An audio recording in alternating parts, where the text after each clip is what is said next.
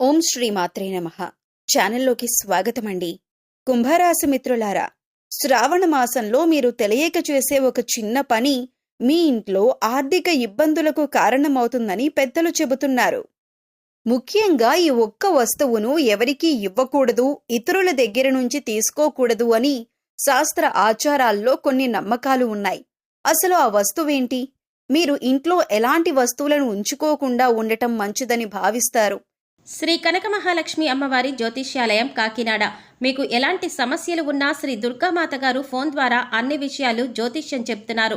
భార్యాభర్తల సమస్యలు, ప్రేమ సమస్యలు, డబ్బు వ్యాపార సమస్యలు, ఆర్థిక సమస్యలు, కోర్టు సమస్యలు, నమ్ముకున్న పురుషులు లేదా స్త్రీ రావడానికి ప్రత్యేకమైన వశీకరణ చేస్తున్నారు. ఇంకా తీరని సమస్యలు ఎటువంటివి ఉన్నా శ్రీ దుర్గామాత గారిని సంప్రదించండి. Cell number 9000964941. అలాగే శ్రావణ మాసంలో మీకు అనుకూలంగా ఉండే దేవతారాధన ఏది? మన ఇంట్లో ఉన్న కొన్ని వస్తువులు మనకు తెలియకుండానే ప్రతికూల వాతావరణాన్ని పెంచుతాయని పెద్దలు చెబుతుంటారు. ముఖ్యంగా శ్రావణ మాసంలో కొన్ని విషయాల్లో జాగ్రత్తగా ఉండాలని జ్యోతిష్య సాంప్రదాయాలు సూచిస్తాయి.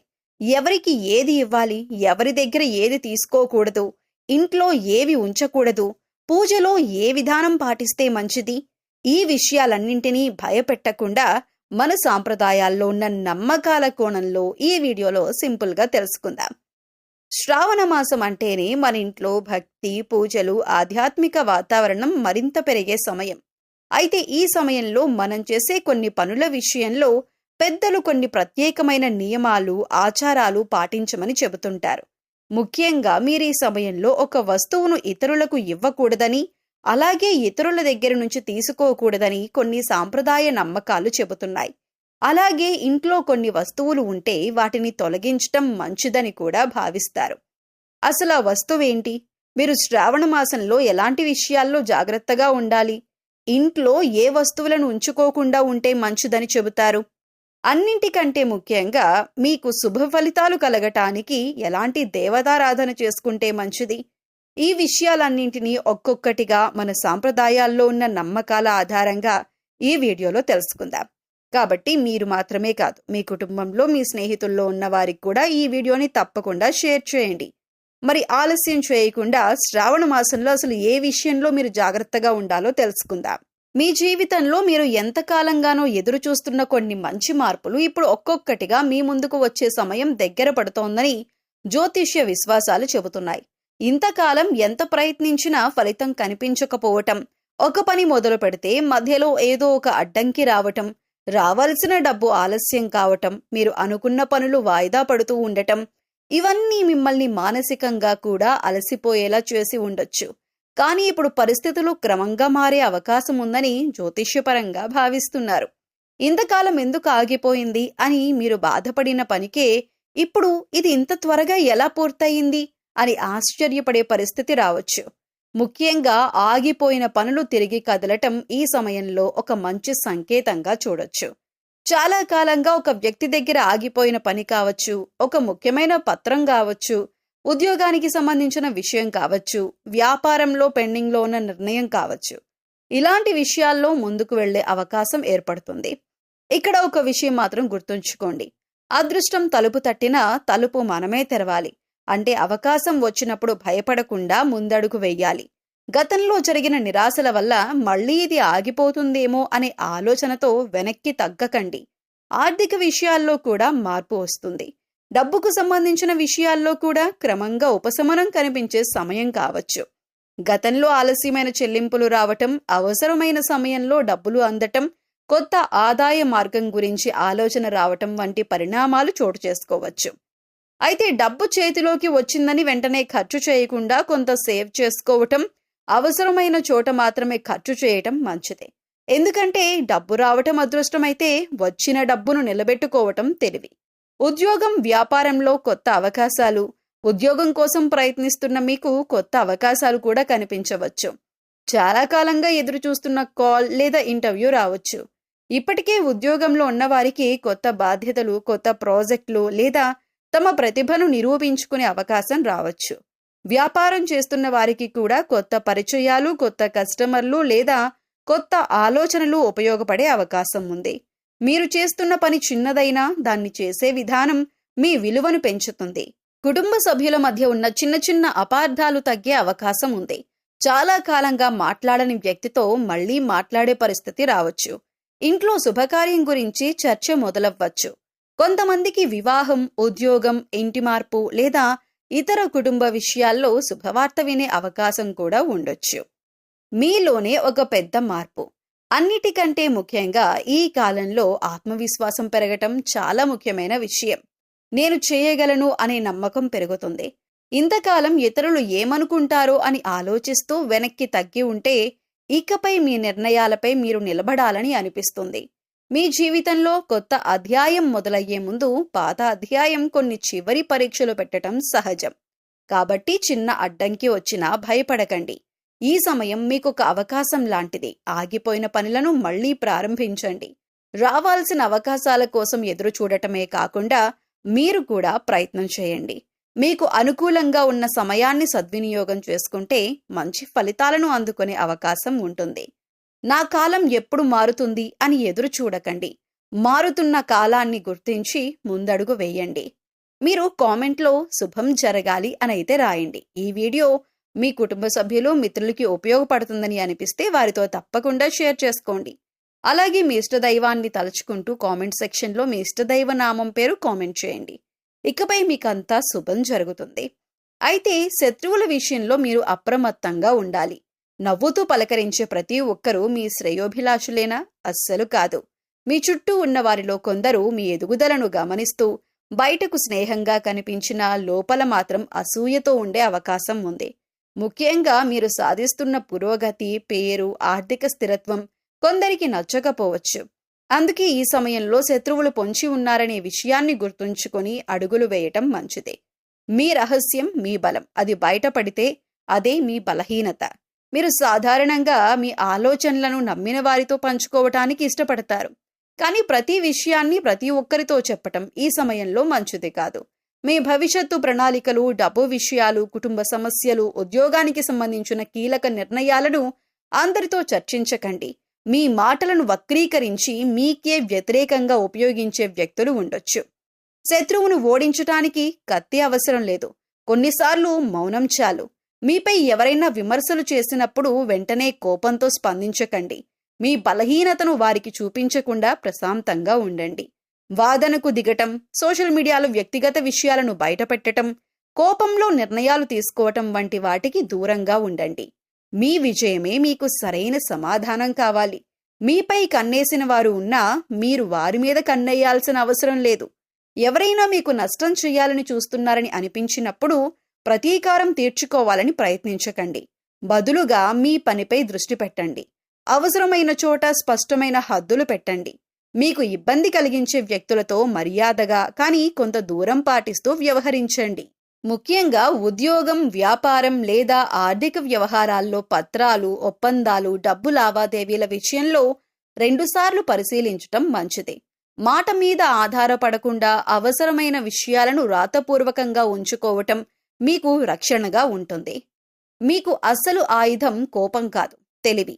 మీపై ఎవరు అసూయపడుతున్నారో తెలుసుకోవటానికి ప్రతి ఒక్కరిని అనుమానించాల్సిన అవసరం లేదు.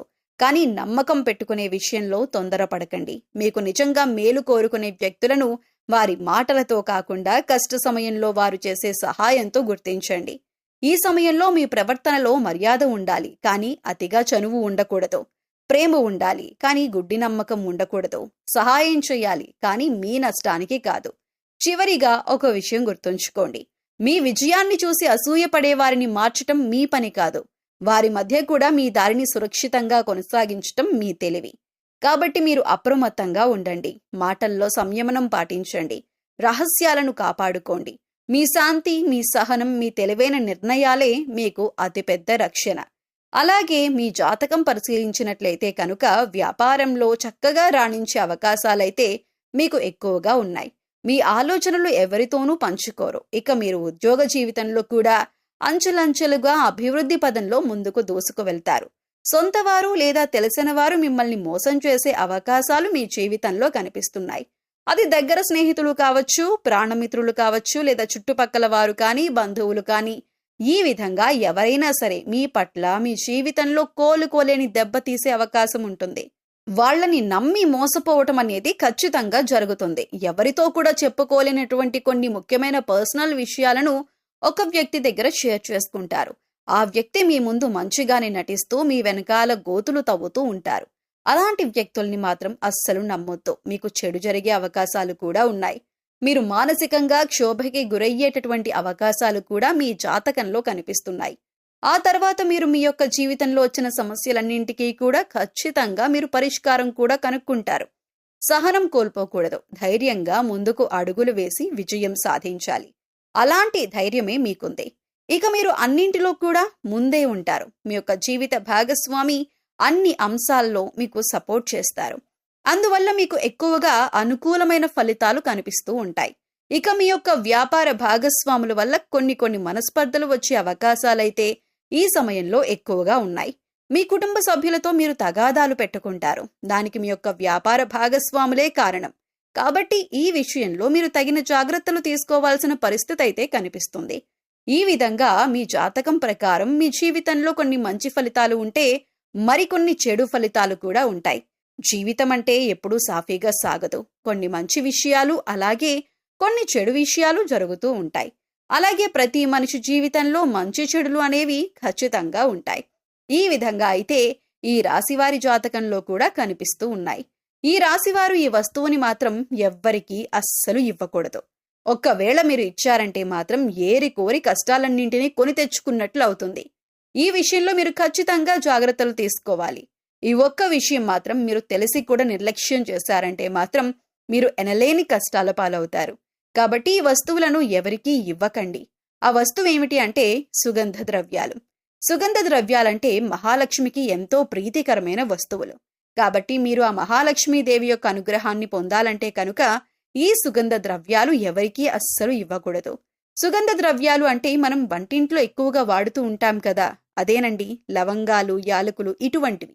ఈ ముఖ్యమైన సుగంధ ద్రవ్యాలు మీరు ఎట్టి పరిస్థితుల్లో ఎవరికీ కూడా ఇవ్వకూడదు.